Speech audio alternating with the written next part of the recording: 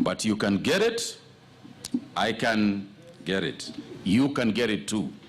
So don't sing a song of anybody who is sick and make it a negative one. Let's be positive. And in addition to that, I would also urge those of us who contact the virus, don't hide it.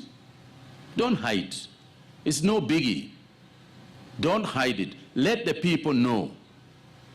If you have got friends and so on, let them know that you are staying away in isolation because you have got COVID-19, and sooner than later it will be all over.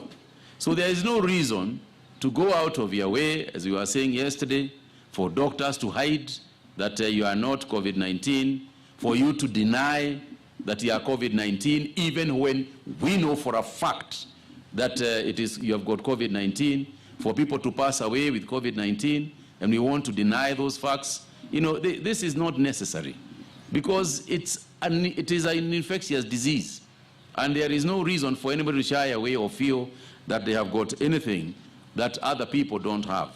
It is just a disease that we can fight, and I'm convinced that Kenya will fight and win a war against it.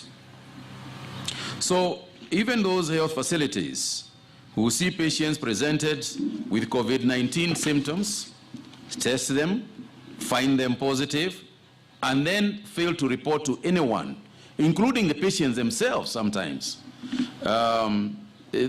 just to avoid the stigma. I think they do a serious disservice, not only to the people they test, but you can imagine, you know very well that that person is positive, you allow them to go home and interact with their loved ones freely and unknowingly putting them to risk. So if you test somebody and they are positive, inform them. It is the right thing to do in the shortest time possible so that they can isolate themselves or present themselves to isolation facilities. So I want to say that if there are such institutions, especially private institutions, that are doing those kind of things, and some of them have been flagged out by our medical teams, I think it is not fair, and let us stop that practice, please.